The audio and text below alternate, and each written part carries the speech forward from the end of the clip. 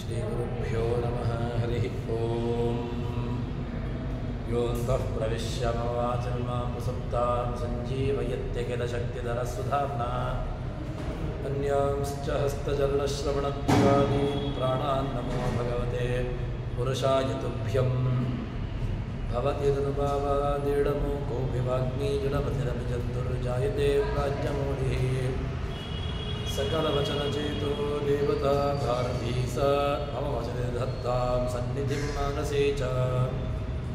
तपो विद्याविरक्त्यादिसद्गुणौघाकरानहं वादिराजगुरोन् वन्दे हयग्रीवपदाश्रयान्। पूज्याय राघवेन्द्राय सत्यधर्मरताय च भजतां कल्पवृक्षाय नमतां कामधेनवे। ब्रह्मचर्य हरिप्रीतिसुविद्यावादशालिनः दुष्टदान् कष्टहर्तॄन्नः विद्यामान्यान् मुनीन् नमः। श्रीगुरुभ्यो नमः। सत्यं ज्ञानमनन्तम् आनन्दं ब्रह्म सर्वशक्त्येकं सर्वदेवैः ईढ्यं विष्णुवाख्यं सर्वदा एवि सुप्रेष्ठं। श्रीगुरुभ्यो नमः।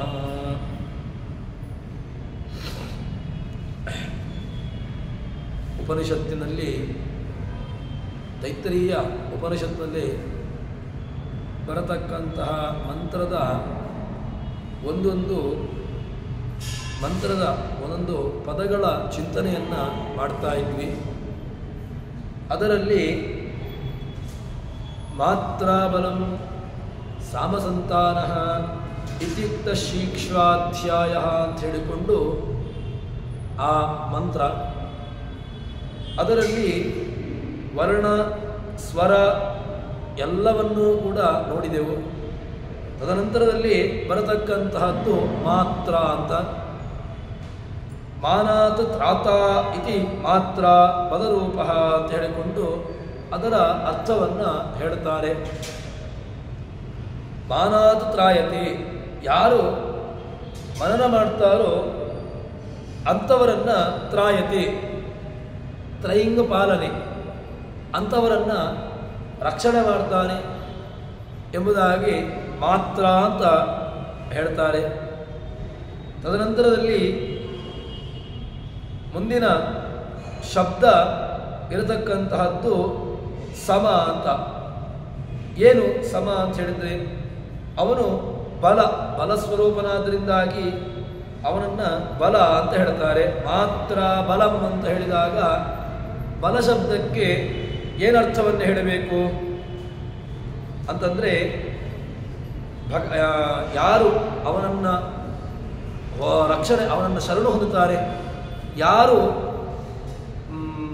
ಅವನನ್ನು ಪೂರ್ಣವಾಗಿ ಶರಣು ಹೊಂದುತ್ತಾರೋ ಅಂಥವರನ್ನು ಭಗವಂತ ಏನು ಮಾಡ್ತಾನೆ ಅಂತ ಕೇಳಿದರೆ, ಅವರಲ್ಲಿರ್ತಕ್ಕಂತಹ ಎಲ್ಲ ಆ ದುರ್ನಿಮಿತ್ತಗಳನ್ನು ತಾನು ಸಂಹರಿಸಿ ಅವರನ್ನು ರಕ್ಷಣೆ ಮಾಡ್ತಾನೆ. ಆದ್ದರಿಂದಾಗಿ ಅವನನ್ನು ಬಲ ಅಂತ, ಮಾತ್ರ ಬಲಂ ಅಂತ ಅಲ್ಲಿ ಹೇಳಿದ್ದರು. ತದನಂತರದಲ್ಲಿ ಮುಂದಿನ ಶಬ್ದ ಇರತಕ್ಕಂತಹದ್ದು ಸಾಮಸಂತಾನ. ಏನರ್ಥ ಅಂತ ಕೇಳಿದರೆ, ಆಚಾರ್ಯರು ಇದಕ್ಕೆ ಭಾಷ್ಯದಲ್ಲಿ ಹೇಳುವಾಗ ವರ್ಣಾದಿವಾಚಕಂ ರೂಪಂ ಸಂತತಶ್ಚ ವರ್ಣಾದಿವಾಚಕಂ ರೂಪಂ ಜ್ಞೇಯಂ ವರ್ಣಾದಿನಾಮಕಂ ವಿಷ್ಣೋರ್ವರ್ಣಾದಿ ಸಂಸ್ಥಂಚ ಪುಂಸು ತತ್ತತ್ ಕ್ರಿಯಾಪದಂ. ಅವನನ್ನು ಭಗವಂತನನ್ನು ಹೇಳುವಾಗ ಏನು ಹೇಳ್ತಾರೆ ಅಂತ ಕೇಳಿದರೆ, ಭಗವಂತ ಮಾತ್ರಾ ಶಬ್ದದಿಂದಾಗಿ ವಾಚ್ಯನಾಗಿದ್ದಾನೆ ಅಂತ ಹೇಳಿದರು. ವಾಚ್ಯನಾಗಿದ್ದಾನೆ ಅಂತ ಹೇಳಿದರೆ ನಮ್ಮಂತೆ ವಾಚ್ಯತ್ವ ಅಲ್ಲ. ಯಾಕೆ ಅಂತ ಕೇಳಿದರೆ, ನಮ್ಮಲ್ಲಿ ವಾಚ್ಯತ್ವ ಇಲ್ಲವೇ ಇಲ್ಲ. ವಾಸ್ತವಿಕವಾಗಿ ನಮ್ಮಲ್ಲಿ ವಾಚ್ಯತ್ವವನ್ನು, ಈಗ ವಾಸ್ತವಿಕವಾಗಿ ಯಾರನ್ನಾದರೂ ಒಂದು ಶಬ್ದದಿಂದಾಗಿ ನಾವು ಕರೆದೆವು ಅಂತ ಹೇಳಿದರೆ ಅವನಲ್ಲಿ ಆ ಶಬ್ದ ಪ್ರವೃತ್ತಿಯಾಗಲಿಕ್ಕೆ ನಿಮಿತ್ತ ಇರಬೇಕು ಅಂತಿಲ್ಲ. ಯಾಕೆ? ಯಾವುದೋ ಒಂದು ಶಬ್ದವನ್ನು ಕರಿತೇವೆ, ಪ್ರಣವ ಅಂತ ಕರಿತೇವೆ, ಅಥವಾ ಇದೇ ಥರ ಯಾವುದೋ ಒಂದು ವಿಷ್ಣು ಅಂತ ಕರಿತೇವೆ, ಅಥವಾ ಯಾವುದೋ ಒಂದು ಪದದಿಂದ ಕರೆದಾಗ ಅವರಲ್ಲಿ ಆ ಶಬ್ದ ಪ್ರವೃತ್ತಿಯಾಗಲಿಕ್ಕೆ ನಿಮಿತ್ತ ಕಾರಣ ಇರಬೇಕು ಅಂತಿಲ್ಲ. ಆದರೆ ಭಗವಂತನಲ್ಲಿ ಆಗುವಾಗ ಆ ರೀತಿಯಾಗಿರ್ತಕ್ಕಂತಹ ದೋಷಗಳು ಇಲ್ವೇ ಇಲ್ಲ. ಭಗವಂತನನ್ನು ಯಾವ ಶಬ್ದದಿಂದ ಕರೆದ್ರೂ ಕೂಡ ಅದಕ್ಕೆ ಸರಿಯಾಗಿರತಕ್ಕಂತಹ ಪ್ರವೃತ್ತಿ ನಿಮಿತ್ತ ಎಲ್ಲವೂ ಕೂಡ ಭಗವಂತನಲ್ಲಿ ಉಂಟು. ಹೀಗೆ ಅವನನ್ನು ಹೇಳುವಾಗ ಇಲ್ಲಿ ಉಪನಿಷತ್ತು ಹೇಳ್ತದೆ, ವಿಷ್ಣೋರ್ ವರ್ಣಾದಿ ಸಂಸ್ಥಂಚ ಪುಂಸು ತತ್ತತ್ ಕ್ರಿಯಾಪದಂ. ಭಗವಂತ ಎಲ್ಲೆಲ್ಲಿರ್ತಾನೆ ಅಂತ ಕೇಳಿದ್ರೆ ಎಲ್ಲ ರೂಪಗಳಲ್ಲೂ ಕೂಡ ಸಾಮಸಂತಾನ ಅಂತ ಅಲ್ಲಿ ಇರತಕ್ಕಂತಹದ್ದು. ಅವನ ಆ ಎಲ್ಲ ರೂಪಗಳು ಕೂಡ ಸಮ. ಒಂದು ರೂಪ ಅದು ಉತ್ಕೃಷ್ಟ, ಇನ್ನೊಂದು ರೂಪ ಅದು ಕನಿಷ್ಠ, ಆ ರೀತಿಯಾಗಿರತಕ್ಕಂತಹ ಭೇದ ಭಾವ ಇಲ್ಲ. ಭಗವಂತನ ಮತ್ಸ್ಯ ರೂಪಕ್ಕೆ ಏನು ಸಾಮರ್ಥ್ಯ ಉಂಟೋ ಅದೇ ಸಾಮರ್ಥ್ಯ ಕೂರ್ಮಾದಿಗಳಲ್ಲಿಯೂ ಕೂಡ ಇದ್ದೇ ಇದೆ. ಭಗವಂತನ ಮೂಲ ರೂಪಕ್ಕೆ ಏನು ಸಾಮರ್ಥ್ಯ ಇದೆಯೋ ಅವತಾರ ರೂಪಗಳಲ್ಲಿಯೂ ಕೂಡ ಅಷ್ಟೇ ಸಾಮರ್ಥ್ಯ ಇದೆ, ಸಮ. ಆದ್ರಿಂದ ಭಗವಂತನನ್ನ ಕರೆದದ್ದು ಏನು ಅಂತ ಹೇಳಿದ್ರೆ ಸಮ. ಭಗವಂತನನ್ನ ಕರೆದದ್ದು ಸಮ ಅಂತ ಕರೆದದ್ದು. ಹೀಗೆ ಹೇಳಿಕೊಂಡು ತದನಂತರ ಅಲ್ಲಿ ಅವನನ್ನ ಹೇಳ್ತಾರೆ, ವಿಷ್ಣೋರ್ ವರ್ಣಾದಿ ಸಂಸ್ಥಂಚ, ಅವನು ಸಾಮ ಅಂತ ಹೇಳಿದ್ರು. ಮತ್ತೆ ಸಂತಾನ, ಸಾಮ ಸಂತಾನ, ತನು ವಿಸ್ತಾರೆ, ಅವನನ್ನ ವಿಸ್ತಾರ ಅಂತ ಹೇಳಿಕೊಂಡು, ಏನು ವಿಸ್ತಾರ? ನಮ್ಮಲ್ಲಿರತಕ್ಕಂತಹ ವಿಸ್ತಾರ ಅದು ಸೀಮಿತ. ನನ್ನ ವಿಸ್ತಾರ ನಾವು ಹೇಳ್ಬೋದು, ಒಬ್ಬ ರಾಜನನ್ನು ಇಟ್ಟುಕೊಳ್ಳುವ, ತಾನು ಸಾಮ್ರಾಜ್ಯವನ್ನು ವಿಸ್ತಾರ ಮಾಡಿದ ಅಂತ ಹೇಳಿದ್ರೆ ಇಲ್ಲಿಯೇ ತನಕ ಮಾಡ್ಬೋದು. ಅವನು ಯಾವುದೋ ಒಂದು ಸೀಮಿತ ಪ್ರದೇಶ, ಅವಧಿ, ಏನು ವ್ಯಾಪ್ತಿಗೆ ಅವಧಿ ಇದೆ. ಅದಕ್ಕೇನಿದೆ ಅವಧಿ ಶಬ್ದಕ್ಕೆ? ಅದಕ್ಕೊಂದು ತಡೆ ಇದೆ, ಅದಕ್ಕೊಂದು ಕೊನೆ ಇದೆ. ಭಗವಂತನ ವ್ಯವಸ್ಥೆಯಲ್ಲಿ ಆಗುವಾಗ ಇದಿಲ್ಲ. ಭಗವಂತ ಪೂರ್ಣನಾಗಿರತಕ್ಕಂಥವನು, ಅವನು ವ್ಯಾಪ್ತ. ಇಲ್ಲಿಯ ತನಕ ವ್ಯಾಪ್ತ ಅಂತ ಕೇಳಿದ್ರೆ ದೇಶ, ಕಾಲ, ಗುಣ, ಇದು ಮೂರರಲ್ಲಿಯೂ ಕೂಡ ವ್ಯಾಪ್ತತ್ವ ಇರುವಂತಹದ್ದು ಯಾರಲ್ಲಿ? ಭಗವಂತನಲ್ಲಿ ಮಾತ್ರ. ಹೊರತು ಜೀವರಾಶಿಗಳಲ್ಲಿ ಇಲ್ಲವೇ ಇಲ್ಲ. ಸಕಲ ದೇಶ, ಸಕಲ ಕಾಲ, ಗುಣ, ಇದೆಲ್ಲದರಿಂದ ವ್ಯಾಪ್ತಿ ಉಳ್ಳವನು ಯಾರು ಅಂತ ಕೇಳಿದ್ರೆ ಅದು ಭಗವಂತ. ಹೀಗೆ ಅವನನ್ನ ಹೇಳ್ತಾರೆ. ತದನಂತರದಲ್ಲಿ ಈಗ ಮುಖ್ಯವಾಗಿ ನಾವು ಇರತಕ್ಕಂತಹದ್ದು, ನಿನ್ನೆ ದಿವಸ ನಾವು ನೋಡಿದೆವು, ಏನು ಯಾವುದೇ ಒಂದು ಶಬ್ದವನ್ನ ನಾವು ಹೇಳಬೇಕು ಅಂತಾದರೆ ಅದಕ್ಕೆ ವ್ಯಾಕರಣದಲ್ಲಿ ನಿಯಮವನ್ನು ಹೇಳ್ತಾರೆ. ಹೇಗೆ ಅಂತ ಕೇಳಿದ್ರೆ ಅಕುಹ ವಿಸರ್ಜನೀಯಾನಾಂ ಕಂಠಃ ಇಚೇಷಾನಾಂ ತಾಲೂರು ರಷಾಣಾಂ ಮೂರ್ಧ ಅಂತ ಹೇಳಿಕೊಂಡು ಆ ಸ್ಥಾನವನ್ನು ಹೇಳಿಕೊಂಡು ಬರ್ತಾರೆ. ಈ ಸ್ಥಾನಗಳನ್ನು ಯಾಕೆ ಹೇಳಿದ್ರು? ಪಾಣಿನಿ ಮಹರ್ಷಿಗಳು ಇದನ್ನ ಅವರು ಹೇಳಿದ್ರು. ಏನಂತ? ಈ ಯಾವ ವರ್ಣಗಳನ್ನು ನೀವು ಪ್ರಯೋಗ ಮಾಡಬೇಕು ಅಂತಾದರೆ ಆಯಾಯ ಸ್ಥಾನಗಳನ್ನು ಇಟ್ಟುಕೊಂಡು ಅದರಲ್ಲಿ ಪ್ರಯೋಗವನ್ನು ಮಾಡಬೇಕು ಅಂತ. ಆದರೆ ಇಲ್ಲಿ ಮುಖ್ಯವಾಗಿ ನಮಗೆ ಇದನ್ನ ಲೌಕಿಕವಾಗಿರತಕ್ಕಂತಹ ದೃಷ್ಟಿಯಿಂದಾಗಿ ಸರಿ, ಪಾಣಿನಿ ಮಹರ್ಷಿಗಳು ಹೇಳಿರತಕ್ಕಂತಹದ್ದು ಯಥಾರ್ಥವೇ. ಆದರೆ ಇದು ಉಪನಿಷತ್ತು ಎಂಬುದು ಕೇವಲ ಈ ಯಾವುದೋ ಒಂದು ಲೌಕಿಕವಾಗಿರತಕ್ಕಂತಹ ಒಂದು ಕ್ಷುದ್ರವಾಗಿರತಕ್ಕಂತಹ ವಿಷಯಕ್ಕೆ ಹೊರಟಿರತಕ್ಕಂತಹದ್ದಲ್ಲ. ಯಾವುದೋ ಒಂದು ಸಣ್ಣ ಒಂದು ವರ್ಣವನ್ನು ಅಥವಾ ಅದರ ಉತ್ಪತ್ತಿ ಸ್ಥಾನವನ್ನು ಅಥವಾ ಅದರಿಂದ ಯಾವ ರೀತಿಯಾಗಿರ್ತಕ್ಕಂತಹ ಉಪಯೋಗವನ್ನು ಹೇಳಲಿಕ್ಕೋಸ್ಕರ ಇರತಕ್ಕಂತಹದ್ದು ಉಪನಿಷತ್ತಲ್ಲ. ಅದಕ್ಕೆ ಅಂತಲೇ ಬೇರೆ ಬೇರೆ ಶಾಸ್ತ್ರಗಳಿದೆ.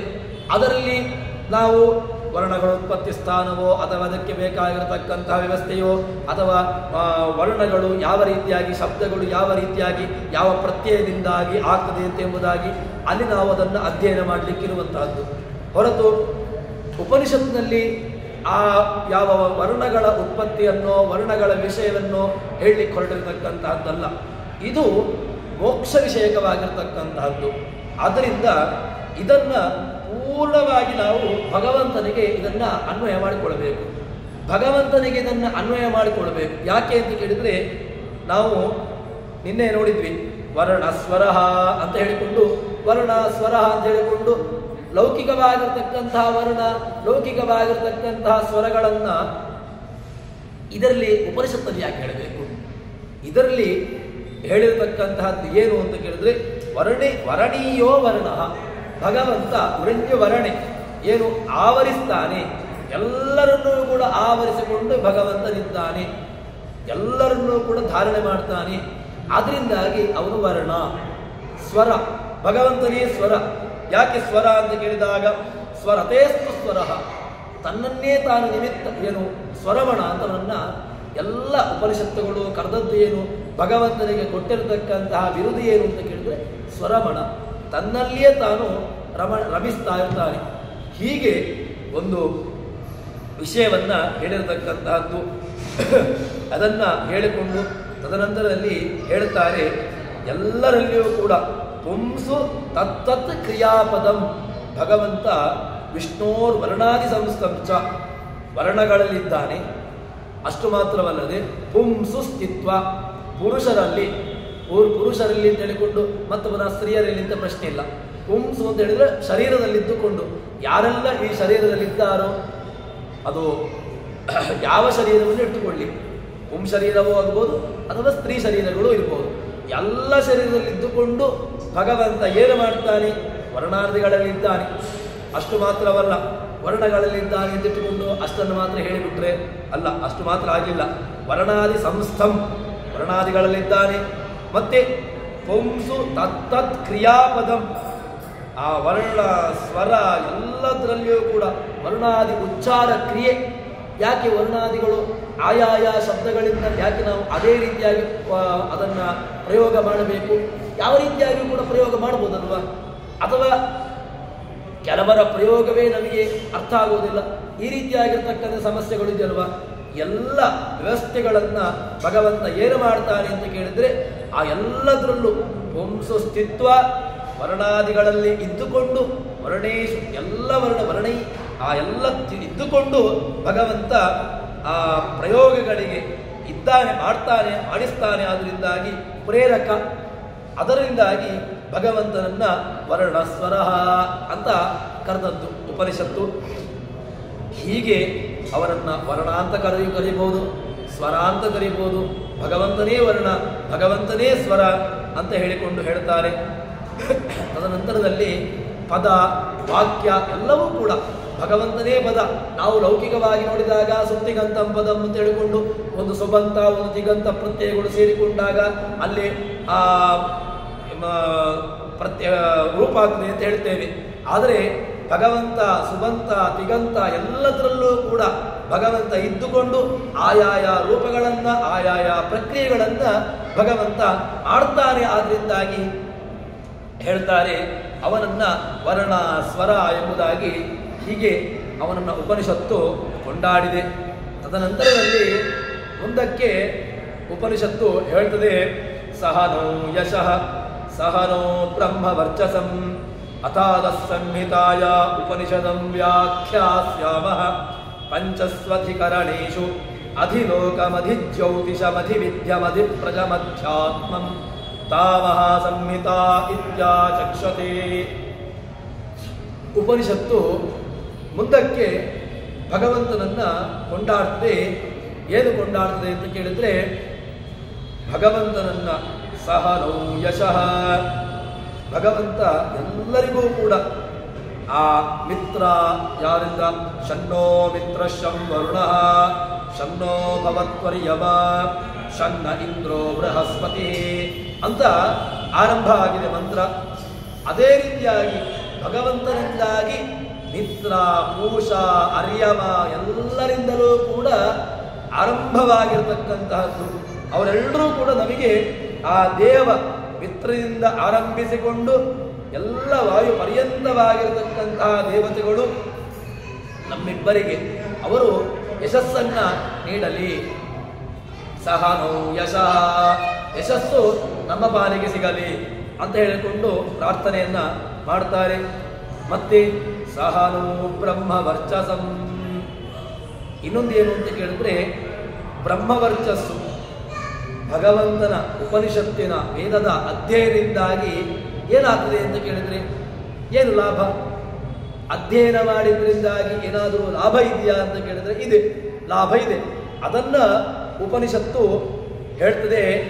ಆ ವೇದದ ಅಧ್ಯಯನದಿಂದಾಗಿ ನಮಗೆ ದೊರಕುವಂತಹದ್ದು ಏನು ಅಂತ ಕೇಳಿದರೆ ವರ್ಚಸ್ಸು, ಬ್ರಹ್ಮವರ್ಚಸ್ಸು. ಈ ಬ್ರಹ್ಮವರ್ಚಸ್ಸು ಬೇರೆಲ್ಲೂ ಕೂಡ ಸಿಗ್ಲಿಕ್ಕೆ ಸಾಧ್ಯ ಇಲ್ಲ. ಬ್ರಹ್ಮವರ್ಚಸ್ವಂ, ಯಾರಾದರೂ ಕೂಡ ಬ್ರಹ್ಮವರ್ಚಸ್ವಿಗಳಾಗಬೇಕು ಅಂತಾದರೆ ಅದಕ್ಕೆ ಯಾವುದು ಬೇಕು ಅಂತ ಕೇಳಿದರೆ ಭಗವಂತನ ಅನುಗ್ರಹ ಬೇಕು. ಸಹನೋ ಬ್ರಹ್ಮವರ್ಚಸಂ. ಅಷ್ಟು ಮಾತ್ರವಲ್ಲದೆ ಅಥಾತ ಸಂಹಿತಾಯ ಉಪನಿಷದಂ ವ್ಯಾಖ್ಯಾಸ್ಯಾಮ. ಹೀಗೆ ವರ್ಣಗಳ ವಿಷಯವನ್ನ ಹೇಳಿದ್ರು. ತದನಂತರದಲ್ಲಿ ವರ್ಣಗಳ ಈ ಉತ್ಪತ್ತಿ ಸ್ಥಾನವೋ ಅಥವಾ ಅದು ಯಾವ ಎಲ್ಲಿಂದ ಯಾವ ಸ್ಥಾನದಿಂದಾಗಿ ಹುಟ್ಟುತ್ತದೆ ಅಂತ ಎಂಬುದನ್ನು ಹೇಳಿದರು. ಹೀಗೆ ಆ ವರ್ಣ, ಸ್ವರ, ಪದ ಎಲ್ಲವನ್ನೂ ಕೂಡ ಹೇಳಿದ ನಂತರ ಹೇಳ್ತಾರೆ, ಅದನ್ನ ತಿಳಿಸಿದ್ರು. ಮತ್ತೆ ಇನ್ನು ಮುಂದೆ ಹೇಳ್ತಕ್ಕಂತಹದ್ದು ಯಾವುದು ಅಂತ ಕೇಳಿದ್ರೆ ಅದರಿಂದ ಎರಡೂ ಕೂಡ ಉಪಯೋಗವಿದೆ. ಏನು ಎರಡು ಉಪಯೋಗ? ಲೌಕಿಕ ಉಪಯೋಗ, ಅಲೌಕಿಕ ಉಪಯೋಗ. ಲೌಕಿಕ ಅಂತ ಹೇಳಿದ್ರೆ ಯಾವುದೋ ಒಂದು ಹೊರಗಿನ ಜಗತ್ತಿಗೆ ಬೇಕಾಗಿರತಕ್ಕಂತಹ ಒಂದು ವ್ಯವಸ್ಥೆ, ಅದರಿಂದ ನಮಗೆ ಸಿಗತಕ್ಕಂತಹ ಉಪಯೋಗ. ಆದರೆ ಅಷ್ಟು ಮಾತ್ರವಲ್ಲದೆ ಅಲೌಕಿಕವಾಗಿರತಕ್ಕಂತಹ ಉಪಯೋಗವನ್ನು ಕೂಡ ಹೇಳಲಿಕ್ಕಿದ್ದಾರೆ. ಕೇವಲ ಲೌಕಿಕ ಉಪಯೋಗವೇ ಅದು ಉಪಯೋಗ ಅಂತ ಹೇಳಿದ್ದಲ್ಲ, ಮತ್ತೆ ಅಲೌಕಿಕ ಈ ಎಲ್ಲದಕ್ಕಿಂತಲೂ ಕೂಡ ಮೀರಿರತಕ್ಕಂತಹ ಒಂದು ಉಪಯೋಗ ಅದು ಹೇಳಲಿಕ್ಕೆ ಹೊರಟಿರತಕ್ಕಂತಹದ್ದು ಉಪನಿಷತ್ತು. ಆ ಅಲೌಕಿಕ ಪ್ರಯೋಜನಗಳಿದೆ. ಅದೇ ರೀತಿಯಾಗಿ ಇನ್ನು ಅಥಾತ ಸಂಹಿತಾಯ ಉಪನಿಷದಂ ವ್ಯಾಖ್ಯಾಸ್ಯಾಮ ಹೇಳ್ತಾರೆ ಅಂತ ಕೇಳಿದ್ರೆ, ಈ ಪೂರ್ವೋತ್ತರ ವರ್ಣಗಳು ತಾವು ಸಂಧಿ ಆಗತಕ್ಕಂತಹ ವ್ಯವಸ್ಥೆ, ಅದೇ ರೀತಿಯಾಗಿ ಆ ಎಲ್ಲ ರಹಸ್ಯವನ್ನ ಹೇಳಲಿಕ್ಕಿದ್ದಾರೆ. ಅಷ್ಟು ಮಾತ್ರವಲ್ಲದೆ ಅದರಲ್ಲಿ ಮೊದಲಿಗೆ ಹೇಳಿದ್ರಲ್ವ, ಏನು ಹೇಳಿದ್ರು? ಆ ಶಬ್ದಗಳಲ್ಲಿ, ವರ್ಣಗಳಲ್ಲಿ, ಕ್ರಿಯಾಗಳಲ್ಲಿ, ಅದೇ ರೀತಿಯಾಗಿ ಎಲ್ಲದರಲ್ಲೂ ಕೂಡ ಪ್ರಕೃತಿ ಪ್ರತ್ಯಯಗಳಲ್ಲಿ ಭಗವಂತ ನಿಂತುಕೊಂಡು ಅವನು ಆ ಪ್ರಯೋಗವನ್ನು ಮಾಡ್ತಾನಲ್ವ, ಅದನ್ನ ಹೇಳಿ ಹೊರಟದ್ದು. ಭಗವಂತ ವರ್ಣದಲ್ಲಿದ್ದಾನೆ, ಕ್ರಿಯಾದಲ್ಲಿದ್ದಾನೆ, ಅದೇ ರೀತಿಯಾಗಿ ಸಂಧಿಗಳಲ್ಲಿ ಎಲ್ಲದರಲ್ಲೂ ಕೂಡ ಭಗವಂತನಿದ್ದಾನೆ. ಅದರ ಆ ಪ್ರೇರಕತ್ವ ಮಾತ್ರವಲ್ಲ, ಮತ್ತೆ ಪ್ರತಿಪಾದ್ಯ. ಭಗವಂತ ಪ್ರೇರಕ ಮಾತ್ರ ಆಗುವುದಿಲ್ಲ, ಭಗವಂತ ಪ್ರತಿಪಾದ್ಯಮಾನನಾಗಿದ್ದಾನೆ. ಭಗವಂತ ವರ್ಣಾದಿಗಳಿಂದ ಕೇವಲ ಇದ್ದಾನೆ ಅಂತ ಪ್ರೇರಕ ಅಲ್ಲ, ಅದರಿಂದ ಪ್ರೇರಕನೂ ಹೌದು, ಪ್ರತಿಪಾದ್ಯಮಾನನೂ ಹೌದು. ಎರಡೂ ಕೂಡ ಅವನೇ ಭಗವಂತನನ್ನ ಹೇಳ್ತಾರೆ. ಅದೇ ರೀತಿಯಾಗಿ ಆ ರೂಪಗಳಲ್ಲಿ, ಇನ್ನು ಆ ಶಬ್ದಗಳಲ್ಲಿ, ಅದರ ರೂಪಗಳಲ್ಲಿ ಎಲ್ಲದರಲ್ಲೂ ಕೂಡ ವಿಶೇಷವಾಗಿರತಕ್ಕಂತಹ ಭಗವಂತನ ಸ್ವರೂಪ, ಅದರತಕ್ಕಂತಹ ಯಾವ ರೂಪದಿಂದಾಗಿ ಭಗವಂತನಿದ್ದಾನೆ, ಯಾವ ರೀತಿಯಾಗಿ ಭಗವಂತ ಅಲ್ಲಿ ಪ್ರೇರಕನಾಗಿದ್ದಾನೆ, ಎಲ್ಲ ವಿಚಾರಗಳನ್ನು ಕೂಡ ಅಲ್ಲಿ ಹೇಳಲಿಕ್ಕಿದ್ದಾರೆ. ಹೀಗೆ ಆ ಪ್ರೇರಕ ಪ್ರತಿಪಾದ್ಯಮಾನವಾಗಿರತಕ್ಕಂತಹ ಭಗವಂತನ ರೂಪ ವಿಶೇಷಗಳು ಕೇವಲ ರೂಪಗಳು ಮಾತ್ರ ಅಲ್ಲ, ವಿಶಿಷ್ಟವಾಗಿರ್ತಕ್ಕಂತಹ ರೂಪಗಳು, ಅದನ್ನ ಹೇಳಲಿಕ್ಕಿದ್ದಾರೆ. ಮತ್ತೆ ಇನ್ನು ಮುಂದೆ ಹೇಳ್ತಾರೆ ಯಾವುದೆಲ್ಲ ಅಂತ ಕೇಳಿದ್ರೆ, ಈ ಅಧಿಲೋಕ, ಜ್ಯೋತಿಷ, ಅಧಿವಿದ್ಯಾ, ಅಧಿಪ್ರಜ, ಅಧ್ಯಾತ್ಮ ಅಂತ ಹೇಳಿಕೊಂಡು ಅದರ ವಿಶಿಷ್ಟವಾಗಿರತಕ್ಕಂತಹ ಅಂಶಗಳು. ಭಗವಂತ ಎಲ್ಲದರಲ್ಲೂ ಕೂಡ ಇದ್ದಾನೆ. ಅಧಿಲೋಕಂ, ಅಧಿಜ್ಯೋತಿಷಂ, ಅಧಿವಿದ್ಯಂ, ಅಧಿಪ್ರಜಂ, ಅಧ್ಯಾತ್ಮಂ ಅಂತ ಹೇಳಿಕೊಂಡು ಭಗವಂತ ಅದರಲ್ಲಿ ಎಲ್ಲ ರೂಪಗಳನ್ನ ಹೇಳ್ತಾರೆ. 5 ಪ್ರಕರಣಗಳು: ಅಧಿಲೋಕ, ಅಧಿಜ್ಯೋತಿಷ, ಅಧಿವಿದ್ಯ, ಅಧಿಪ್ರಜ, ಅಧ್ಯಾತ್ಮ. ಈ 5 ಪ್ರಕರಣಗಳಲ್ಲಿ ಭಗವಂತನ ವಿಶಿಷ್ಟವಾಗಿರತಕ್ಕಂತಹ ಅಂಶ, ಇದರಿಂದ ವಿಶಿಷ್ಟವಾಗಿರತಕ್ಕಂತಹ ಭಗವಂತನ ಸ್ವರೂಪ, ಇದನ್ನ ಹೇಳ್ತಾರೆ. ಅಷ್ಟು ಮಾತ್ರವಲ್ಲದೆ ಇನ್ನು ಭಗವಂತನ ನಾರಾಯಣಾದಿ ರೂಪಗಳು, ನಾರಾಯಣ, ಪ್ರದ್ಯುಮ್ನ, ಪ್ರದ್ಯುಮ್ನ, ಅನಿರುದ್ಧ, ನಾರಾಯಣ, ಸಂಕರ್ಷಣ, ವಾಸುದೇವ ಇತ್ಯಾದಿ ರೂಪಗಳು, ಆ ಪ್ರದ್ಯುಮ್ನಾದಿ ಸಂಕರ್ಷಣಾದಿ ರೂಪಗಳು, ಅದನ್ನ ಇಲ್ಲಿ ಹೇಳಲಿಕ್ಕಿದ್ದಾರೆ. ಇನ್ನು ಆ ಭಗವಂತನನ್ನ ಎಲ್ಲ ಚತುರಾತ್ಮಕವಾಗಿರತಕ್ಕಂತಹ ವೇದ ಅದರಿಂದ ಅದರಿಂದ ಪ್ರತಿಪಾದ್ಯಮಾನನಾಗಿದ್ದಾರೆ. ಭಗವಂತ ಈ ಎಲ್ಲ ಮಹತ್ತರವಾಗಿರತಕ್ಕಂತಹದ್ದು ಏನಿದೆ ಇದೆಲ್ಲದರಿಂದಲೂ ಕೂಡ ಭಗವಂತ ಮುಖ್ಯತೆಯ ಪ್ರತಿಪಾದ್ಯಮಾನ. ಭಗವಂತ ಕೇವಲ ಪ್ರತಿಪಾದ್ಯ ಇಲ್ಲ, ಮುಖ್ಯತೆಯ ಪ್ರತಿಪಾದ್ಯಮಾನವಾಗಿರ್ತಕ್ಕಂಥವನು ಎಂಬುದನ್ನು ತಿಳಿಸ್ತಾರೆ. ಇದನ್ನು ತಿಳ್ಕೊಳ್ಳುತ್ತಾರೆ. ಇಂಥವರನ್ನು ಇಂತಹದನ್ನು ತಿಳ್ಕೊಂಡವರನ್ನು ಏನು ಕರೀತಾರೆ ಅಂತ ಕೇಳಿದ್ರೆ ತಾ ಮಹಾಸಂಹಿತ ಇತ್ಯಾಚಕ್ಷತೆ. ಇಂತಹ ಭಗವಂತನನ್ನ ಪ್ರತಿಪಾದನೆ ಮಾಡಿರ್ತಕ್ಕಂತಹ ಏನು ವ್ಯವಸ್ಥೆಗಳಿದೆಯೋ ಆ ಎಲ್ಲದರನ್ನು ಕೂಡ ತಿಳಿಸಿಕೊಡತಕ್ಕಂತಹದ್ದನ್ನು ಮಹಾಸಂಹಿತ ಎಂಬುದಾಗಿ ಅಲ್ಲಿ ಅದನ್ನು ಕರೀತಾರೆ. ಅದಕ್ಕೆ ಬೇಕಾಗಿರತಕ್ಕಂತಹ ಪ್ರಮಾಣವನ್ನು ಕೂಡ ಇಲ್ಲಿ ಆಚಾರ್ಯರು ಕೊಡ್ತಾರೆ. ಅದನ್ನು ಯಾಕೆ ಅಂತ ಕೇಳಿದ್ರೆ ಉಪನಿಷತ್ತು ಹೇಳಿದ್ದನ್ನ ಅದಕ್ಕೆ ಒಂದು ಪ್ರಮಾಣ ಬೇಕಲ್ವ. ಉಪನಿಷತ್ತು ಹೇಳಿದೆ, ಅದಕ್ಕೆ ಪ್ರಬಲವಾಗಿರತಕ್ಕಂತಹ ಏನಾದರೂ ಒಂದು ಕಾರಣ, ಅದನ್ನು ಇನ್ನಷ್ಟು ಬಲಪಡಿಸತಕ್ಕಂತಹ ಏನಾದರೂ ಒಂದು ಅಂಶಗಳು ಬೇಕಲ್ವ. ಅದನ್ನು ಅದಕ್ಕೆ ಬೇಕಾಗುವಂತೆ ಪ್ರಮಾಣಗಳನ್ನು ಇಲ್ಲಿ ಆಚಾರ್ಯರು ಕೊಡ್ತಾರೆ. ನಾರಾಯಣಾದಿರೂಪಾಣಿ ಲೋಕಾದಿಶ ಪಂಚಸು ಅನಿರುದ್ಧಾವಸಾನಾನಿ ಧ್ಯೇಯಾನಿ ಚತುರಾತ್ಮನ ಅಂತ ಹೇಳಿಕೊಂಡು ಆ ಎಲ್ಲ ವ್ಯವಸ್ಥೆಗಳನ್ನು ಹೇಳ್ತಾರೆ. ನಾರಾಯಣ, ಜ್ಯೋತಿರದಲ್ಲಿ ವಾಸುದೇವ, ಸಂಕರ್ಷಣ, ಅಧಿಪ್ರಜಂ ಅಂತ ಹೇಳಿದಾಗ ಪ್ರಜೆಯಲ್ಲಿರ್ತಕ್ಕಂಥವನು ಪ್ರದ್ಯುಮ್ನ, ಶರೀರದಲ್ಲಿರ್ತಕ್ಕಂತಹದ್ದು ಅನಿರುದ್ಧ, ಎಲ್ಲ ಅನಿರುದ್ಧಾದಿ ರೂಪಗಳು. ಅಷ್ಟು ಮಾತ್ರವಲ್ಲದೆ ಇನ್ನು 4 ರೂಪಗಳಿಂದ ಪೂರ್ವವರ್ಣ ಉತ್ತರವರ್ಣ ಅಂತ ಹೇಳಿಕೊಂಡು, ಅಷ್ಟು ಮಾತ್ರವಲ್ಲದೆ ಸನ್ನಿಕರ್ಷ ಸಂಧ್ಯಕ್ಷರ ಎಂಬುದಾಗಿ ಈ ಸಂಧಿ ಕಾರ್ಯವಾಗಿ ಭಗವಂತ ಎಲ್ಲ ವರ್ಣದಲ್ಲೂ ಇದ್ದಾನೆ ಅಂತ ಹೇಳಿದ ಮೇಲೆ ಆ ಎಲ್ಲ ವರ್ಣಗಳು ಅದರಿಂದ ಉಂಟಾಗತಕ್ಕಂತಹ ಎಲ್ಲ ಪ್ರತಿಪಾದ್ಯಮಾನವಾಗಿರತಕ್ಕಂತಹ ಅಕ್ಷರಗಳು, ಅದರಲ್ಲಿ ಭಗವಂತನ ಇರುವಿಕೆ, ಇದನ್ನ ಹೇಳ್ತಾರೆ. ಇಷ್ಟು ಮಾತ್ರವಲ್ಲದೆ ಇಂತಹ ಭಗವಂತನನ್ನ ತಿಳ್ಕೊಳ್ತಾರಪ್ಪ. ತಿಳ್ಕೊಂಡವನಿಗೆ ಏನಾಗ್ತದೆ ಅಂತ ಕೇಳಿದಾಗ ಅವನಿಗೆ ಎಲ್ಲ ಈ ಲೋಕದಲ್ಲಂತೂ ಅವನು ಸಕಲ ವಿಧವಾಗಿರತಕ್ಕಂತಹ ಭೋಗವನ್ನು ಅನುಭವಿಸ್ತಾನೆ. ಯಾಕೆ? ಈ ಭಗವದ್ ವಿಷಯಕವಾಗಿರತಕ್ಕಂತಹದ್ದನ್ನ ತಿಳ್ಕೊಂಡದ್ರಿಂದಾಗಿ ಅವನಿಗೆ ಏನಾಗ್ತದೆ ಅಂತ ಕೇಳಿದ್ರೆ ಒಳ್ಳೆಯ ಒಂದು ಐಹಿಕವಾಗಿರತಕ್ಕಂತಹ ಭೋಗವನ್ನು ಭಗವಂತ ನೀಡ್ತಾನೆ. ಮತ್ತೆ ಅಷ್ಟು ಮಾತ್ರವಲ್ಲದೆ ಮುಕ್ತನಾದ ಮೇಲೆ ಅವನು ಈ ದೇಹದಿಂದ ಹೊರಟು ಹೋದ, ದೇಹವನ್ನು ಬಿಟ್ಟು ಹೋದ ಮೇಲೆ ಅವನಿಗೇನಾಗ್ತದೆ ಅಂತ ಕೇಳಿದರೆ ಅವನಿಗೆ ಆವಶ್ಮಿಕವಾಗಿರತಕ್ಕಂತಹ ಫಲ ಅದು ಯಾವುದು ಅಂತ ಕೇಳಿದರೆ ಅದು ಮೋಕ್ಷ. ಆ ಮೋಕ್ಷದಲ್ಲಿ ಒಳ್ಳೆಯ ಒಂದು ಮೋಕ್ಷದ ಅನುಭವವನ್ನು ಭಗವಂತ ನೀಡ್ತಾನೆ ಎಂಬುದಾಗಿ ಇಲ್ಲಿ ಹೇಳ್ತಾರೆ.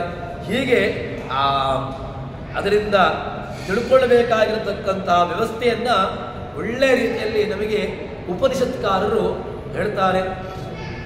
ಇಷ್ಟು ಮಾತ್ರವಾದ ಮೇಲೆ ಮುಂದಕ್ಕೆ ಉಪನಿಷತ್ತು ಹೇಳ್ತದೆ ಯಾವುದನ್ನ ಅಂತ ಕೇಳಿದ್ರೆ ಆ ಭಗವಂತ ಇದ್ದಾನೆ ಅಂತಾಯಿತು.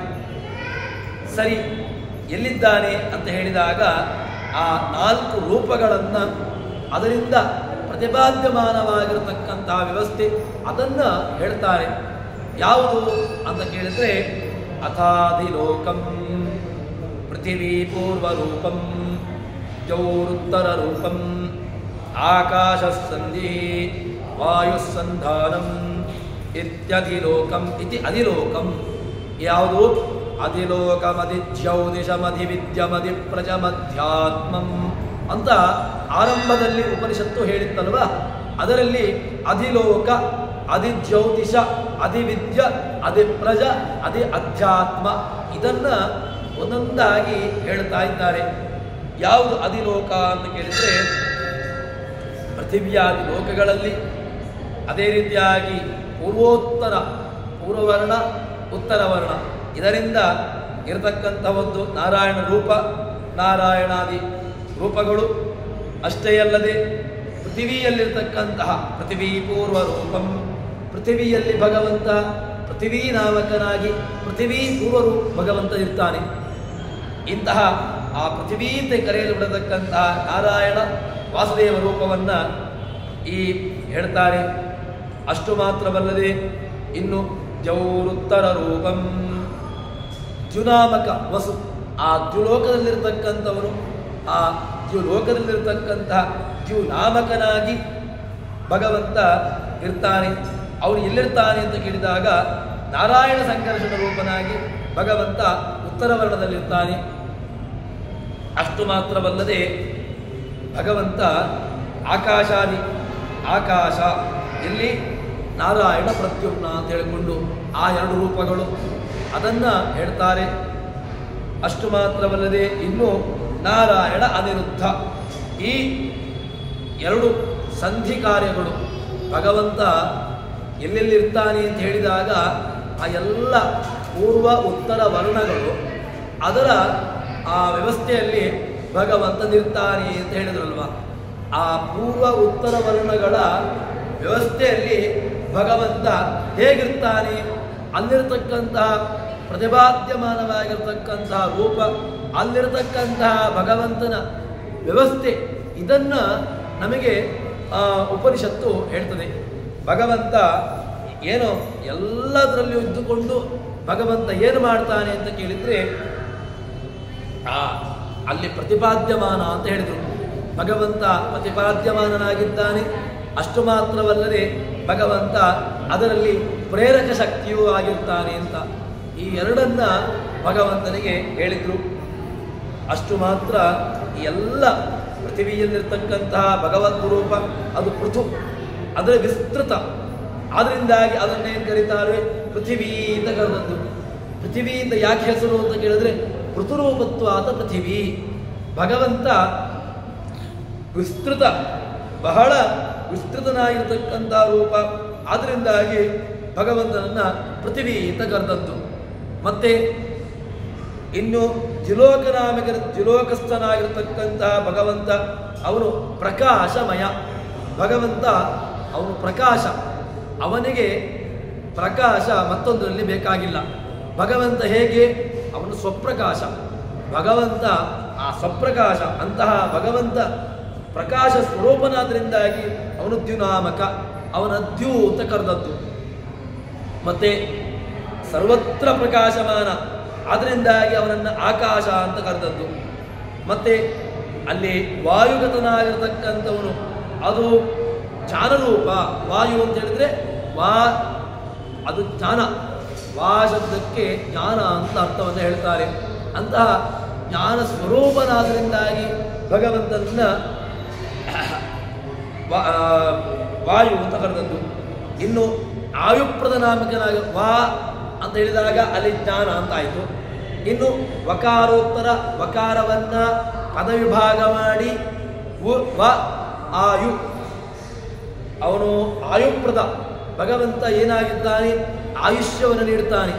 ಯಾರಿಗೆ, ಎಲ್ಲ ಸಕಲ ಜೀವರಾಶಿಗಳಿಗೂ ಕೂಡ ಭಗವಂತ ಆಯುಷ್ಯವನ್ನು ನೀಡತಕ್ಕಂಥವನು. ಅದರಿಂದಾಗಿ ಭಗವಂತನನ್ನ ವಾಯು ಅಂತ ಕರೆದದ್ದು. ಹೀಗೆ ವಾಯುಪ್ರದನಾಗಿ ಭಗವಂತ ವಾಯುನಾಮಕನಾಗಿದ್ದಾನೆ, ದ್ಯುನಾಮಕನಾಗಿದ್ದಾನೆ, ಆಕಾಶನಾಮಕನಾಗಿದ್ದಾನೆ, ಪೃಥಿವೀ ನಾಮಕನಾಗಿದ್ದಾನೆ. ಎಲ್ಲ ನಾಮದಲ್ಲಿ ಭಗವಂತ ಪ್ರತಿಪಾದ್ಯಮಾನನಾಗಿದ್ದಾನೆ. ಮತ್ತೆ ಇನ್ನು ಈ ವಾಯು ಸಂಧಾನಂ ಆಕಾಶ ಸಂಧಿ ಅಂತ ಹೇಳಿಕೊಂಡು ಅವನು ಪೂರ್ವೋತ್ತರ ವರ್ಣಗಳ ಸಾಮೀಪ್ಯ. ಭಗವಂತ ಒಂದು ವರ್ಣದಿಂದಾಗಿ ಮತ್ತೊಂದು ವರ್ಣಕ್ಕೆ ಅಲ್ಲಿ ಅತ್ಯಂತ ಸಮೀಪನಾದ್ರಿಂದಾಗಿ ಅವನನ್ನು ಈ ಸಂಧಿ ಅಂತ ಕರೆದದ್ದು. ನಾವು ಶಬ್ದಗಳ ಪದಗಳ ವಿಭಾಗವನ್ನು ಮಾಡಿ ಅದನ್ನು ಜೋಡಿಸ್ತೇವೆ. ಅದನ್ನು ಏನು ಮಾಡ್ತೇವೆ, ಯಾವುದೋ ಒಂದು ರೀತಿಯಾಗಿರ್ತಕ್ಕಂತಹ ಪದ ವಿಭಾಗ ಮಾಡಿ ಅದನ್ನು ಜೋಡಿಸತಕ್ಕಂತಹ ವ್ಯವಸ್ಥೆಯಲ್ಲಿ ಅದನ್ನು ಸಂಧಿ ಅಂತ ಕರಿತೇವೆ. ಭಗವಂತ ಮುಖ್ಯವಾಗಿ ಭಗವಾನ್ ಸಂಧಾತ, ಸಂಧಿಮಾನ್, ಅವನನ್ನು ವಿಷ್ಣು ಸಹಸ್ರನಾಮದಲ್ಲಿ ಭಗವಂತನನ್ನ ಏನು ಕೊಂಡಾಡಿದ್ದಾರೆ ಅಂತ ಕೇಳಿದ್ರೆ ಸಂಧಾತ ಸಂಧಿಮಾನ್ ಸ್ಥಿರ. ಭಗವಂತ ಸಂಧಿಮಾನ್. ಏನು ಸಂಧಿಮಾನ್? ಅವನು ಪರಸ್ಪರವಾಗಿ ಸಾಮೀಪ್ಯವನ್ನು ನೀಡ್ತಾನೆ. ಆದ್ದರಿಂದಾಗಿ ಭಗವಂತ ಸಂಧಿಮಾನ್ ಅಂತ ಅನಿಸಿಕೊಳ್ತಾನೆ. ಸಂಧಾತೃ, ಭಗವಂತ ಎಲ್ಲರಿಗೆ ಸಂಧಾತೃ ಆಗಿದ್ದಾನೆ. ಅಷ್ಟು ಮಾತ್ರವಲ್ಲದೆ ಇಲ್ಲಿ ಹೇಳುವಾಗ ಈ ಸಂಧಾನ ಅಂತ ಹೇಳಿದಾಗ ಆ ಸಂಧಿ ಕಾರ್ಯವಾಗಿರತಕ್ಕಂತಹ ಪರಸ್ಪರವಾಗಿರತಕ್ಕಂತಹ ವರ್ಣಗಳ ಆ ಸಂಧಿ ಕಾರ್ಯ ಏನಿದೆ ಅದರಿಂದ ಉಂಟಾಗತಕ್ಕಂತಹ ವ್ಯವಹಾರ. ಆ ವ್ಯವಹಾರ ಉಂಟಾಗಬೇಕಲ್ವ. ಕೇವಲ ಪದ ಪ್ರಯೋಗ ಮಾಡಿದರೆ ಪ್ರಯೋಜನ ಇಲ್ಲ. ಮತ್ತೆ ಪದ ಪ್ರಯೋಗ ಮಾಡಿದ್ರಿಂದಾಗಿ ಅದರಿಂದ ಉಪಕಾರವಾಗಬೇಕು. ಅದರಲ್ಲಿ ಯಾರಿರ್ತಾನೆ ಅಂತ ಕೇಳಿದಾಗ ಭಗವಂತ ಆ ಎರಡು ವರ್ಣಗಳಲ್ಲಿ, ಆ ಪೂರ್ವವರ್ಣದಲ್ಲಿ ಉತ್ತರ ವರ್ಣದಲ್ಲಿ ಭಗವಂತ ಅಲ್ಲಿದ್ದುಕೊಂಡು ಭಗವಂತ ಏನು ಮಾಡ್ತಾನೆ ಅಂತ ಕೇಳಿದರೆ ಅದನ್ನು ಪ್ರಯೋಗವಾಗುವಂತೆ ಮಾಡ್ತಾನೆ. ಅದರಿಂದಾಗಿ ಭಗವಂತನನ್ನು ಏನು ಕರೆದದ್ದು ಅಂತ ಕೇಳಿದ್ರೆ ಅವನನ್ನು ಸಂಧಿ ಅಂತ ಭಗವಂತನನ್ನು ಕರೆದು. ಹೀಗೆ ಆ ಸಂಧ್ಯಕ್ಷರದ ವ್ಯವಹಾರ, ಈ ವ್ಯವಹಾರ ಎಲ್ಲಿಂದ ಬಂದದ್ದು ಅಂತ ಕೇಳಿದ್ರೆ ಭಗವಂತ ಅಲ್ಲಿದ್ದುಕೊಂಡು ಅವನ್ನ ವ್ಯವಹಾರ್ಯಮಾನತ್ವ, ಅದರಲ್ಲಿ ವ್ಯವಹಾರವನ್ನು ನೀಡತಕ್ಕಂಥವನು ಅವನು ಎಂಬುದನ್ನು ಇಲ್ಲಿ ತೋರಿಸಿಕೊಡ್ತದೆ ಉಪನಿಷತ್ತು. ಹೀಗೆ ಕೇಳಿದ ನಂತರ ಇದು ಅಧಿಲೋಕ ಅಂತ ಹೇಳಿದರು. ತದನಂತರದಲ್ಲಿ ಮುಂದಕ್ಕೆ ಹೇಳ್ತಾರೆ ಜ್ಯೋತಿಷಂ. ಯಾವುದು? ಅಗ್ನಿ ಮುಂತಾದಂತಹ ಜ್ಯೋತಿ, ಬೆಳಗತಕ್ಕಂತಹ ಪದಾರ್ಥ ಅಗ್ನಿ ಬೆಳಗ್ತದೆ. ಆ ಬೆಳಗುವಿಕೆ ಹೇಗೆ ಬಂದದ್ದು? ಅಗ್ನಿಯಲ್ಲಿ ಬೆಳಗುವಿಕೆ ಧರ್ಮ ಹೇಗೆ ಬಂದದ್ದು ಅಂತ ಕೇಳಿದರೆ ಅದನ್ನು ಮುಂದಕ್ಕೆ ಹೇಳ್ತಾರೆ. ಆ ಅಗ್ನಿ ಉದಾಹರಣೆಂತಹ ಜ್ಯೋತಿಗಳಲ್ಲಿ ಅಷ್ಟು ಮಾತ್ರವಲ್ಲದೆ ಆ ಪೂರ್ವೋತ್ತರ ಜ್ಯೋತಿಗಳಲ್ಲಿರತಕ್ಕಂತಹ ಅದರಲ್ಲಿರತಕ್ಕಂತಹ ಪೂರ್ವೋತ್ತರ ವರ್ಣಗಳಲ್ಲಿರತಕ್ಕಂತಹ 4 ರೂಪಗಳು ಭಗವಂತನದ್ದು. ವಾಸುದೇವಾದಿ 4 ರೂಪಗಳು. ಮತ್ತೆ ಆ ಎಲ್ಲ ಅಗ್ನಿ ಪೂರ್ವ ರೂಪಂ, ಆದಿತ್ಯ ಉತ್ತರ ರೂಪಂ, ಆಪಸ್ಸಂಧಿ, ವೈದ್ಯುತ ಸಂಧಾನಂ ಇತ್ಯದಿ ಜ್ಯೋತಿಷಂ. ಭಗವಂತನನ್ನ ಈ ಜ್ಯೋತಿಷ್ ಅಂತ ಕರೆದದ್ದು. ಹೇಗೆ, ಯಾಕೆ ಕರೆದ್ರು ಅಂತ ಕೇಳಿದರೆ ಅದಕ್ಕೆ ಉತ್ತರವನ್ನು ಕೊಡ್ತಾರೆ. ಆ ಭಗವಂತನ ಅಗ್ನಿನಾಮಕನಾಗಿ, ಅಗ್ನಿಯಲ್ಲಿದ್ದುಕೊಂಡು ಅಗ್ನಿನಾಮಕನಾಗಿ ಭಗವಂತ ಏನು ಮಾಡ್ತಾನೆ ಅಂತ ಕೇಳಿದ್ರೆ ಅಲ್ಲಿ ವಾಸುದೇವ ರೂಪನಾಗಿ ಅಲ್ಲಿರ್ತಾನೆ. ಆ ವಾಸುದೇವ ರೂಪನಾಗಿ ಅಗ್ನಿಯಲ್ಲಿದ್ದುಕೊಂಡು ಅವನು ಬೆಳಗ್ತಾನೆ. ಹೀಗೆ ಅವನನ್ನು ಉಪಾಸನೆ ಮಾಡಬೇಕು. ಅಷ್ಟು ಮಾತ್ರವಲ್ಲದೆ ಇನ್ನು ಹೇಳ್ತಾರೆ ಭಗವಂತ ಎಲ್ಲ ಅಂಗಗಳಲ್ಲಿ ಇದ್ದುಕೊಂಡು ಪ್ರೇರೇಪಣೆ, ಅವನನ್ನು ಅಗಸಂಚಲನೆ ಅಂತ. ಅಗ್ನಿ ಅಗಂ ನಯತಿ, ಯಾರಲ್ಲಿ ಚೇಷ್ಟೆ ಇಲ್ವೋ ಅವರಿಗೆ ಚೇಷ್ಟೆಯನ್ನು ಕೊಡತಕ್ಕಂಥವನು ಅಗ್ನಿ. ಅಲ್ಲಿ ಎರಡನ್ನ ಪದಗಳನ್ನು ವಿಭಾಗ ಮಾಡ್ತಾರೆ. ಅಗ್ನಿ ಅಂತ ಪದ ವಿಭಾಗ. ಅಗ್ನಿ ಅಂತ ಹೇಳಿದಾಗ ಯಾರಲ್ಲಿ ಚೇಷ್ಟೆ ಇಲ್ಲವೋ ಅಂಗಾಂಗಗಳಲ್ಲಿ ನಮ್ಮಲ್ಲಿ ಚೇಷ್ಟೆ ಉಂಟು ಅಂತ. ಯಾಕೆ? ದೇಹ ಬಿಸಿಯಾಗಿದ್ದರೆ ಮಾತ್ರ ಇದರಲ್ಲಿ ಏನಾಗ್ತಾ ಉಂಟು, ಸಂಚಲನ ಇರ್ತದೆ. ಇಲ್ಲದಿದ್ದರೆ ಒಂದು ವೇಳೆ ದೇಹ ತಣ್ಣಗಾಯಿತು ಅಂತಾದರೆ, ದೇಹದಲ್ಲಿರ್ತಕ್ಕಂತಹ ಔಷ್ಣ್ಯ ಹೋಯಿತು ಅಂತಾದರೆ, ದೇಹದಲ್ಲಿರ್ತಕ್ಕಂತಹ ಅಗ್ನಿಯ ಅಂಶ ಹೋಯಿತು ಅಂತಾದರೆ ದೇಹದಲ್ಲಿ ಏನಿಲ್ಲ. ದೇಹ ಕೋಲ್ಡ್ ಆಗಿದೆ ಅಂತ ಯಾರೂ ಹೇಳುವುದಿಲ್ಲ. ಯಾಕೆ? ದೇಹ ಪೂರ್ತಿ ತಣ್ಣಗಾಗಿ ಬಿಟ್ಟಿದೆ ಅಂತ ಹೇಳಿದರೆ ಅವನು ಹೋಗಿದ್ದಾನೆ ಅಂತ ಅರ್ಥ. ಯಾಕೆ? ದೇಹ ತಣ್ಣಗಾಗುವುದು ಯಾವಾಗ ಅಂತ ಕೇಳಿದರೆ ದೇಹದಲ್ಲಿರತಕ್ಕಂತಹ ಜೀವ ಅವನು ಹೋಗಬೇಕು. ದೇಹ ಬಿಟ್ಟು ಹೋದಾಗ ಆವಾಗ ದೇಹ ತಣ್ಣಗಾಗ್ತದೆ. ದೇಹ ತಣ್ಣಗಾಗುವಿಕೆ, ದೇಹದಲ್ಲಿ ಅಗ್ನಿಯ ಅಂಶ ಹೋಯಿತು ಅಂತ ಆದರೆ ದೇಹ ತಣ್ಣಗಾಯಿತು. ಸತ್ತ ಶರೀರ ಯಾವತ್ತೂ ಕೂಡ ಹೇಗಿರ್ತದೆ ಅಂತ ಕೇಳಿದ್ರೆ ಒಳ್ಳೆ ತಂಪಾಗಿರ್ತದೆ. ಯಾಕೆ? ಅಲ್ಲಿರತಕ್ಕಂತಹ ಏನು ಅಗ್ನಿ, ಅದರಲ್ಲಿರ್ತಕ್ಕಂತಹ ಔಷ್ಣ್ಯ ಇರುವುದಿಲ್ಲ. ಅಂದರೆ ಅಲ್ಲಿರ್ತಕ್ಕಂತಹ ತೇಜಸ್ಸಿನ ಅಂಶ ಅದು ಹೋಗಿರ್ತದೆ. ಹೀಗೆ ಅವನನ್ನು ಅಗ್ನಿ ಅಂತ ಕರೀತಾರೆ. ಭಗವಂತ ಎಲ್ಲ ಜೀವರೊಳಗಿದ್ದುಕೊಂಡು ಅವನು ಏನು ಮಾಡ್ತಾನೆ? ಅಗನಿ, ಎಲ್ಲರಿಗೂ ಕೂಡ ಚೇಷ್ಟೆಯನ್ನು ಕೊಡ್ತಾನೆ.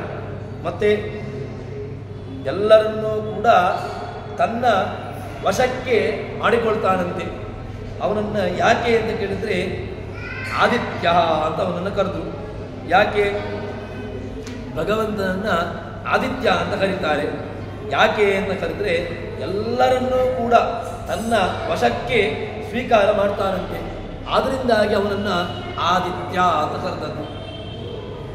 ಮತ್ತೆ ಆಪಸ್ಸಂಧಿ ಅಪ್ ಅಂತ ಭಗವಂತ ಅಪ್ ಅಂತ ಅಪ್ಸು ಸ್ಥಿತ್ವ ಆಪ.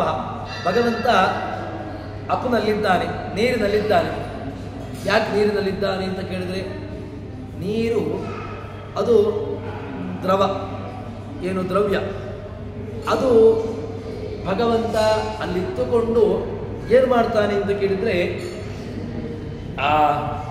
ಚೆನ್ನಾಗಿ ಎಲ್ಲರನ್ನೂ ಕೂಡ ಪಾಲಯತಿ. ಆಪಾಲಯತಿ ಇತಿ ಆಪಹ. ಭಗವಂತ ಆಪಾಲಯತಿ, ಭಗವಂತನನ್ನು ಆಪ ಅಂತ ಕರೆದ್ರು. ಯಾಕೆ ಕರೆದ್ರು ಅಂತ ಕೇಳಿದ್ರೆ ಆ ಸಮ್ಯಕ್ ಪಾಲಯತಿ ಇತಿ ಆಪಹ ಅಂತ. ಎಲ್ಲರನ್ನೂ ಕೂಡ ಪಾಲನೆ ಮಾಡ್ತಾನೆ. ಆ ಸಮ್ಯಕ್ ಪಾಲಯತಿ. ಯಾರೆಲ್ಲ ಜೀವರಾಶಿಗಳು ಜೀವಜಾತಗಳು ಇದ್ದಾರೋ ಆ ಎಲ್ಲರನ್ನೂ ಕೂಡ ಭಗವಂತ ಏನು ಮಾಡ್ತಾನೆ? ಪಾಲಯತಿ. ಎಲ್ಲರನ್ನೂ ಕೂಡ ಪಾಲಿಸ್ತಾನೆ, ರಕ್ಷಣೆ ಮಾಡ್ತಾನೆ. ಆದ್ದರಿಂದಾಗಿ ಭಗವಂತನನ್ನ ಆಪ ಅಂತ ಕರೆದದ್ದು. ಆಪ ಶಬ್ದಕ್ಕೆ ನೀರು ಅಂತ ಅರ್ಥ ಅಲ್ಲ. ಮತ್ತೆ ನೀರು ಎಂಬುದು ಒಂದು ಅರ್ಥ. ಭಗವಂತನೇ ನೀರು, ಭಗವಂತನೇ ಆದಿತ್ಯ, ಭಗವಂತನೇ ಆಕಾಶ, ಎಲ್ಲವೂ ಕೂಡ ಭಗವಂತ. ಯಾಕೆ ಅಂತ ಕೇಳಿದ್ರೆ ಆಪಾಲಯತಿ ಇತಿ ಭಗವಂತ ಅಪ ಅಂತ ಅವನನ್ನ ಕರೀತಾರೆ.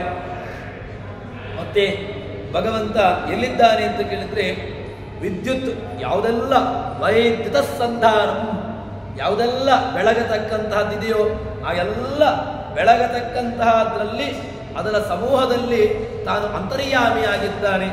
ಅದರಿಂದಾಗಿ ಭಗವಂತನನ್ನ ವೈದ್ಯುತ, ವಿದ್ಯುತ್ ಅಂತ ಅವನನ್ನ ಕರೀತಾರೆ. ಹೀಗೆ ಭಗವಂತ ಏನಾಗಿದ್ದಾನೆ ಅಂತ ಕೇಳಿದ್ರೆ ಎಲ್ಲದರಲ್ಲೂ ಕೂಡ ಇದ್ದಾನೆ ಭಗವಂತ. ಯಾಕೆ? ಒಂದು ವೇಳೆ ಭಗವಂತ ಅಲ್ಲಿ ಇಲ್ಲ ಅಂತಾದರೆ ಆ ಎಲ್ಲ ಶಬ್ದಗಳು ಅಥವಾ ಅದರ ಪ್ರವೃತ್ತಿ ಆಗಲಿಕ್ಕೆ ನಿಮಿತ್ತಗಳು ಅದು ಭಗವಂತನನ್ನು ಹೇಳುವುದೇ ಇಲ್ಲ ಅಂತ ಆಗಿಬಿಡ್ತದೆ. ಅದಕ್ಕೋಸ್ಕರವಾಗಿ ಆ ಎಲ್ಲ ಶಬ್ದಗಳಿಗೆ ಪ್ರವೃತ್ತಿ ನಿಮಿತ್ತ ಯಾರು ಅಂತ ಕೇಳಿದರೆ ಅದು ಭಗವಂತ. ಭಗವಂತ ಅಲ್ಲಿದ್ದುಕೊಂಡು ಎಲ್ಲದರೊಳಗಿದ್ದುಕೊಂಡು ಭಗವಂತ ಏನು ಮಾಡ್ತಾನೆ? ಆಯಾಯ ಪ್ರವೃತ್ತಿಗೆ ನಿಮಿತ್ತನಾಗಿದ್ದಾನೆ ಅಂತ ಎಂಬುದಾಗಿ ಇಲ್ಲಿ ಹೇಳ್ತಾರೆ. ಇನ್ನು ಅಥಾದಿಲೋಕಂ ಪೃಥ್ವೀ ರೂಪ ಪೂರ್ವರೂಪಂ ಅಂತ ಹೇಳಿಕೊಂಡು ಅಲ್ಲಿ ಹೇಳಿದ ನಂತರ ಭಗವಂತ ವೈದ್ಯುತನಾಮಕನಾಗಿರ್ತಕ್ಕಂಥ ಸಂಧಾನ ಪ್ರಕ್ರಿಯೆಯಲ್ಲಿದ್ದಾನೆ. ಆದ್ದರಿಂದಾಗಿ ಆ ಜ್ಯೋತಿಗಳಲ್ಲಿ ಅಂತರ್ಗತನಾಗಿರ್ತಕ್ಕಂತಹ ಭಗವತ್ ಸ್ವರೂಪ ಜ್ಯೋತಿರ್ಗಳಲ್ಲಿದ್ದಾನೆ. ಸಂಧಿಗಳಲ್ಲಿ ಆ ಸಂಹಿತ ಏನು ಪದಗಳು ಅಲ್ಲಿರತಕ್ಕಂತಹದರಲ್ಲಿ ತಾನಿದ್ದಾನೆ. ಎಲ್ಲದರಲ್ಲೂ ಕೂಡ ತಾನಿದ್ದುಕೊಂಡು ಅದರ ಪ್ರವೃತ್ತಿಗೆ ಅದರ ಪ್ರವೃತ್ತಿ ನಿಮಿತ್ತಕ್ಕೆ ತಾನು ಕಾರಣನಾಗಿದ್ದಾನೆ ಎಂಬುದಾಗಿ ಇಲ್ಲಿ ಹೇಳ್ತಾರೆ. ಆದ್ದರಿಂದಾಗಿ ಭಗವಂತನನ್ನ ವೈದ್ಯುತ ಸಂಧಾನಂ, ಆದ್ದರಿಂದ ಭಗವಂತನನ್ನ ಕರೆದದ್ದು ಏನು ಅಂತ ಕೇಳಿದ್ರೆ ಅವನು ವೈದ್ಯುತ ಸಂಧಾನಂ ಇತ್ಯಧಿಜ್ಯೋತಿಷಂ. ಇದು ಅಧಿಜ್ಯೋತಿಷ. ಭಗವಂತ ಅಧಿಜ್ಯೋತಿಷ. ಯಾಕೆ? ಎಲ್ಲದರಲ್ಲೂ ತಾನಿದ್ದಾನೆ. ಆದ್ದರಿಂದಾಗಿ ಭಗವಂತ ಅಧಿಜ್ಯೋತಿಷ ಅಂತ ಭಗವಂತನನ್ನ ಕರೆದದ್ದು. ಮತ್ತೆ ಎಲ್ಲದರಲ್ಲೂ ಪ್ರೇರಕನಾಗಿ ಭಗವಂತ ಇರ್ತಾನೆ. ಮತ್ತೆ ಇರುವುದು ಮಾತ್ರ ಅಲ್ಲ, ಇರುವಿಕೆ ಬೇರೆ ಇನ್ನಿತರ ಪದಾರ್ಥಗಳಲ್ಲಿಯೂ ಕೂಡ ಇರುವಿಕೆ ಎಂಬುದಿದೆ. ಭಗವಂತನ ಇರುವಿಕೆ ಸಾಮಾನ್ಯವಾಗಿರತಕ್ಕಂತಹ ಇರುವಿಕೆ ಅಲ್ಲ. ಭಗವಂತ ಆಯಾಯ ಪದಾರ್ಥಗಳಲ್ಲಿ ಇದ್ದಾನೆ ಅಂತ ಆದರೆ ಅದರಲ್ಲಿ ಸುಮ್ಮನೆ ಏನೋ ಒಂದು ನಾಮಕೆಯ ವಾಸ್ತೆ ಇದ್ದಾನೆ ಇಲ್ಲ, ಆ ರೀತಿಯಾಗಿ ಅಲ್ಲ. ಭಗವಂತ ಯಾಕಿದ್ದಾನೆ ಅಂತ ಕೇಳಿದ್ರೆ ಆ ಎಲ್ಲ, ಈಗ ಆಪು ಶಬ್ದವನ್ನು ನೀವು ಅಪಶಬ್ದವನ್ನು ಇಟ್ಟುಕೊಳ್ಳಿ, ಆಕಾಶಬ್ದವನ್ನು ಇಟ್ಟುಕೊಳ್ಳಿ, ಅಥವಾ ಇದೇ ಥರ ಯಾವುದೇ ಎಲ್ಲ ಶಬ್ದಗಳನ್ನು ಇಟ್ಟುಕೊಳ್ಳಿ, ಆ ಎಲ್ಲದಕ್ಕೂ ಕೂಡ ಭಗವಂತ ಪ್ರವೃತ್ತಿ ನಿಮಿತ್ತನಾಗಿ ಅಷ್ಟೇ ಅಲ್ಲದೆ ಪ್ರೇರಕನಾಗಿ ತಾನಿದ್ದಾನೆ ಎಂಬುದನ್ನು ನಮಗೆ ಈ ಉಪನಿಷತ್ತು ತಿಳಿಸಿಕೊಡುತ್ತದೆ. ಇನ್ನು ಇದರ ಇಲ್ಲಿಗೆ ಅಧಿಲೋಕ ಆಯಿತು, ಅಧಿಜ್ಯೋತಿಷಂ ಅಂತ, ಇನ್ನು ಮುಂದೆ ಅಧಿಪ್ರಜ, ಅಧ್ಯಾತ್ಮ, ಇದೆಲ್ಲವನ್ನು ಕೂಡ ಮುಂದೆ ಅದನ್ನು ವಿವರಣೆ ಮಾಡ್ತಾರೆ. ಅದನ್ನು ಮುಂದಕ್ಕೆ ಸೇರಿದಾಗ ನೋಡೋಣ ಅಂತ ಹೇಳುವಲ್ಲಿ ಶ್ರೀಹರಿಪ್ರಿಯತಾನ್ ಶ್ರೀಕೃಷ್ಣಾರ್ಪಿತಮಸ್ತು.